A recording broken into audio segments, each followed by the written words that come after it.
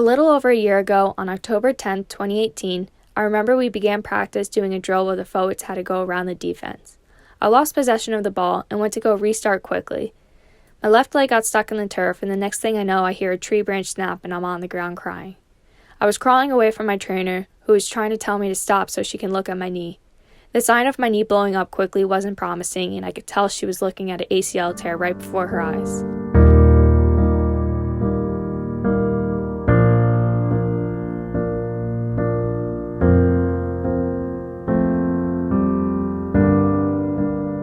I remember thinking this was it, that my dream of being a Division I field hockey player at Wake Forest was over.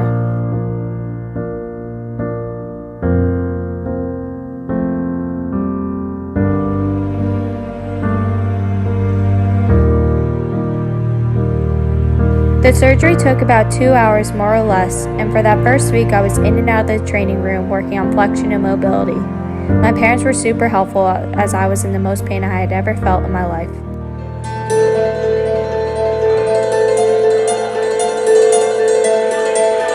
I had always thought that if I had torn my ACL that I would never return back to sports, but these last 9 to 12 months have proven my worst nightmare and biggest fears wrong.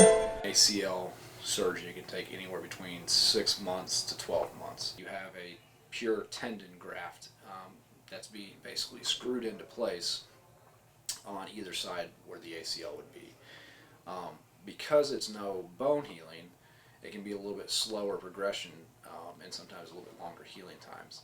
The other thing that has to happen with the hamstring graft is since we're taking part of that tendon away from that muscle, it may take a little bit longer to get the hamstrings muscles firing again, and we can't do any kind of hamstring work until typically about 6 weeks out of surgery, so you can't do any isolated hamstring work for a while. So sometimes the hamstrings are a bit weaker.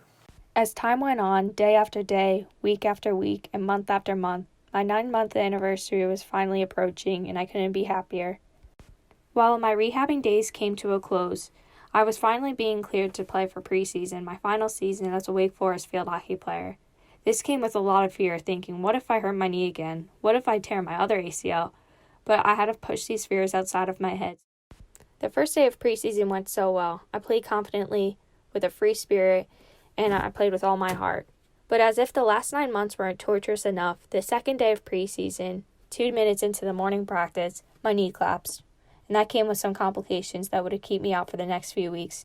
After an X-ray, MRI, and 2 appointments with my surgeon, we came to the conclusion that if I wanted to really play for the rest of the season, I would have to play in a brace, which is not something I was super happy about. Although I was still able to play without having to get another surgery, I wasn't super happy about playing in the brace. I thought of it as being weak, delicate, and an easy target for the other teams when they play against me. This brace definitely took some time getting used to, and over time I realized this brace didn't make me look weak, it didn't make me look delicate, and it didn't make me look like an easy target. Instead, it was another part of my story, showing that I didn't back down from the challenge of facing my worst nightmare and biggest fear, and that I'm still strong and I can persevere through any challenge that faces me. I'm just really thankful for all the support from my family, friends, teammates, and